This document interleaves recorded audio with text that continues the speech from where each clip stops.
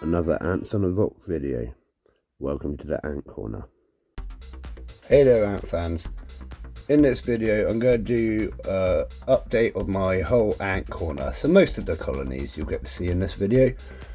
So keep watching, stay tuned and all of that jazz. So as we're here, we may as well start with this colony of Mesa Barbers redheads. As you can see, there is a couple of workers out in the outworld at the moment, collecting some more seeds, even though their seed bottle cap thing that I use is pretty much empty at the moment. And that is simply because, if you look into the tubes, they've brought all the seeds out of there and into their test tube.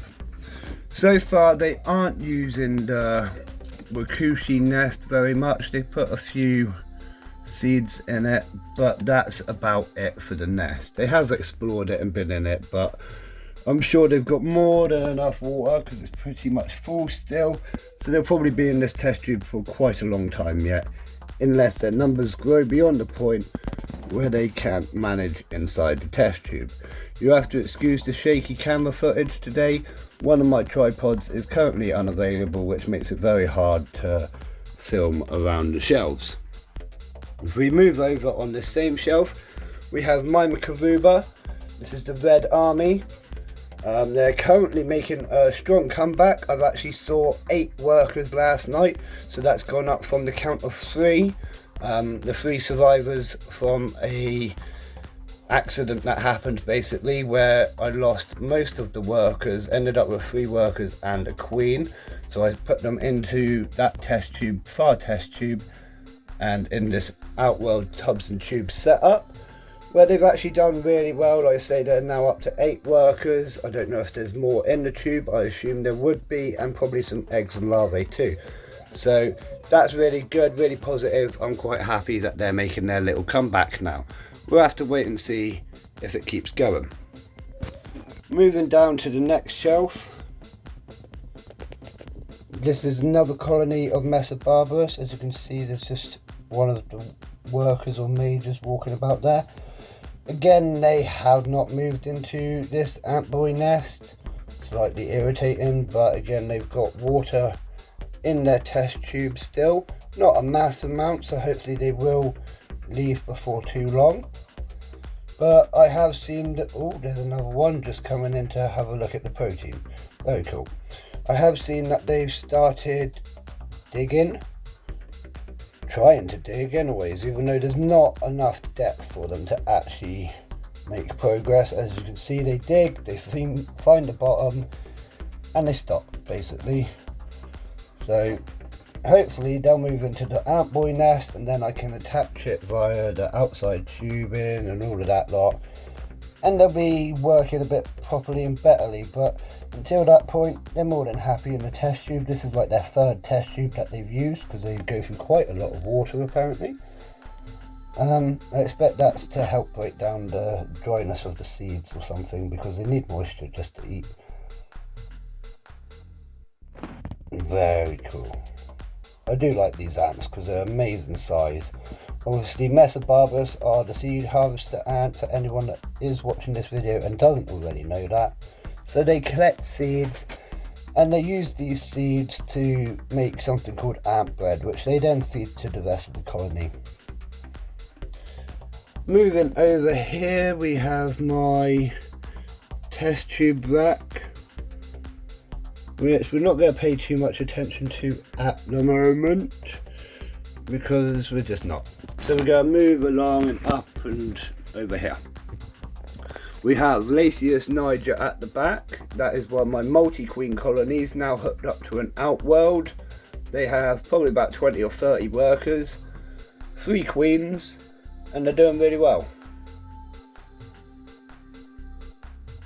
In front we have one of my older colonies of Lassiusniger.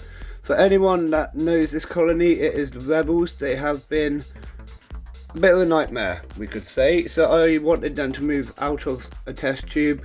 After months and months and months and months and months of trying, I pretty much gave up on doing it the natural way, and I decided to actually shine a light on them. And they moved out straight away into the outworld.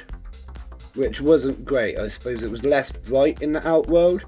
So yeah, they were living in the outworld for a day or so, and then I attached this nest, which they haven't seemed bothered about. So on one side we've got an ant hut nest, on the other side we've got, I think this is ant labs, and they were living in the outworld.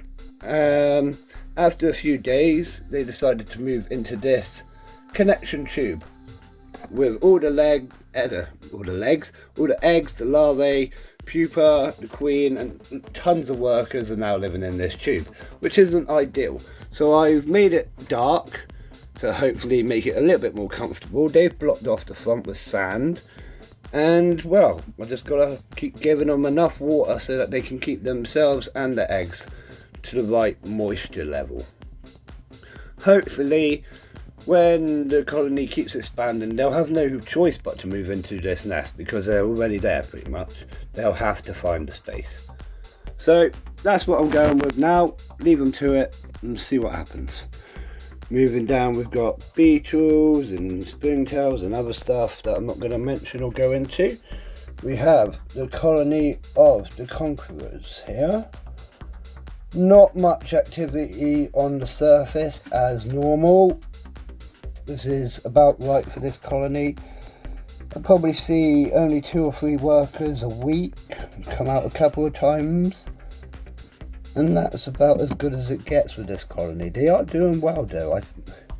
I'm pretty sure that they're doing well, we just aren't seeing it. I think also they have started moving into this large sand mound that I gave to them, hopefully using it as they should and digging in it and not just tunneling straight, bypassing it. But again, I don't know what's going on with this colony, to be honest. They tend to come out of here, but there's no activity at the minute, so we're just gonna have to move on. Sorry about that. And this one is another tubs and tubes set up for Lassiusniger. Let's see if I can open the box without shaking it too much one-handed. Yes, I can. So in there we've got, as you can see, a little bit of roach being eaten actually. If we zoom right in, we can get to that. We can get that. Ready? There. There you go. So that's a Lassiusniger, a little bit panicked now because they're exposed to the light. Eating on a cockroach. They've moved all of this sand themselves inside the test tube, probably blocking it off as we know they do. This tubs and tube setup is actually really, oh, that's close up on my hand. This tubs and tube setup is actually really good. It's got the red filter on top, so all light inside is red, which obviously Lassiusniger love because they can't see red. Gives me that view. I've got a few cotton holes blocked with cotton wool balls just to provide that airflow, and it's actually a really easy setup, really good system, and they tend to not try and escape too often at this size anyways. I've actually had a colony of up to about 100 or so workers in here. This is where the Imposters spent most of their life in the early days, so it does work. It's tried and tested method. And moving on to the other side of the ant corner, so we're going to start over here with Manika Rubida, I believe it's pronounced. This is the largest stinging ant of Europe. They're quite large, but not massive compared to some of my other ants like the bullet ants, but they come from a completely different environment. This is just European, like I said. So again, they're doing quite well. I've seen about 5 workers now. I even saw Queenie pop out again for some reason the other day, but she promptly ran back in. As you can see, this worker here is gathering little bits of sand, and she is just laying it on the stickier parts of this dubia roach that I've cut up and put in. And that's simply just to stop it from being so sticky and make it a little bit easier for her to eat. Moving over here to my Murano Plus Bicolor. I haven't cleaned the glass, so I'm gonna go straight in over the top. As you can see, there's one there eating the cotton candy that I put in a few days ago. that needs taking out actually, and they're loving their bit of dubia roach. They are such an easy species of ant to keep. They're absolutely beautiful as well. They're known as the furry shield ant because they're covered in little furs, and their gaster looks like a little shield, little heart-shaped shield, which is really cool. But I think they're absolutely stunning, and as I said, they're a really easy ant to look after. They can withstand a huge variation in temperature, quite happy between 24 to about 28 degrees. They spend most of their time underground, which is fine. Like, they're a really easy colony. I just gave them this sand enclosure, and they've been digging away. All the black stuff that you can see is carbon that they brought out from the drainage layer, basically, or towards the drainage layer where I add in the carbon. There's also carbon throughout the substrate, so it doesn't matter, just ignore everything I just said. That's carbon that they brought out whilst they've been digging. As you can see, there's also little tunnels all around other places where they just pop up and get food and then disappear again. They do drink a lot of water as well. This is one of my most prolific water drinking colonies. Can't tell you why. I do water them with a spray bottle regularly, and it's quite humid in there, but I suppose because it's an open top, it dries out a bit easier and they go through a lot of water. They are doing really well. This colony should only grow to about 1,000 workers maximum, really. Most colonies in the wild only have about 300 workers, and they're quite a small contained colony. They won't stretch too far. As you can see, this is a worker ant down here carrying a dead drone. So it's just, you know, it's been that time of year where the drones have been about. This one's obviously served its purpose or come to its life's end, and they're just getting rid of it into the garbage. Moving on to our colony of Lassiusniger, known as the Imposters. As you can see, I just put in the dubia roach, and the tubes are starting to get a little bit busy, starting to form those trails. Inside this nest there is loads of ants, so it's never a surprise when it starts getting busy down there. Let's have a little look around the nest. Going down here is one of the main entranceways.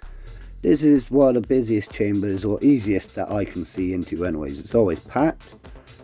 Most chambers are actually packed full of ants, but they're just a little bit harder to see due to reflections or whatever. Load of larvae and pupa in this bottom cavity. I'm looking around a bit more. There's still quite a few larvae and pupae dotted about. Some ants moving about in there. Like I say, every chamber is full to the brim with ants. They're just quite hard to see in some chambers. Again, more ants in there. Doing really, really well. And that's the main exit from the nest, the original main exit, before I added the outworld and they started coming out over this side more. But yeah, as you can see, they do form trails. They go back and forth between the tubes quite happily now, even with the extended tube that I added in to give it this extra length and get rid of those nasty game cases that were holding the outworld up a bit closer originally. Right, moving on to our next colony. This is one of my colonies of my Macarooba again. This is the Shaolin. They suffered another accident like the others and had a massive die-off. I put them in this natural terrarium and they seem to be doing quite well. As you could see, that worker was having some of the dubia roach, so that's a good sign. Apart from that, I'm pretty much just leaving them to it. I don't want to disturb them. Next, my honeypot ants. Again, I'm not going to disturb them. Doesn't seem like any are even in the outworld at the moment, even though I've just stuck in this bit of dubia roach for them. But they've blocked up their tunnel entrance fairly well. I'm not going to disturb it. They're happy. We looked in there recently, which goes against my normal standards of what I do, and they had loads of eggs and larvae, so we'll leave them to it. Another colony of my Macarooba. This is my Best Ants UK setup that I got from them. I do highly recommend you visit that video if you're interested in this setup. I'll put it in the top right hand corner now. Again, this colony is still doing absolutely amazing. We're going to have a little look in. You can see they're starting to form their trail from the dubia roach that I've just stuck in. We'll have a little look into the nest, little look-see. I don't look very often, so we'll have a little look when I've got the camera on. Wow. So they've filled out about half the nest at the moment, which is good. They are growing in size and numbers. So I'll just keep going the way we are. Oh, there's a few larvae and pupae in there as well.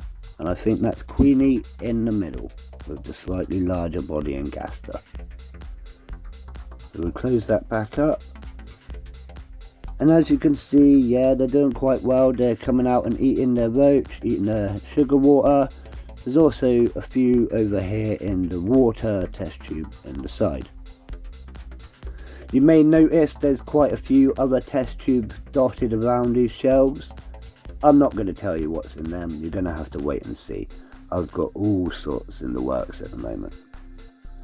This is my Wakushi Venus nest, currently home to my original colony of Camponotus hercularis, which I've been really struggling with. So if you've got any tips for them, let me know in the comments below. They've had no eggs, no larvae since I got them probably around 6, maybe even 7 months ago now, or maybe even longer than that. But they're not really doing a lot. We've had 2 workers die off, and they just kind of sit there. They don't seem interested in food or anything at all.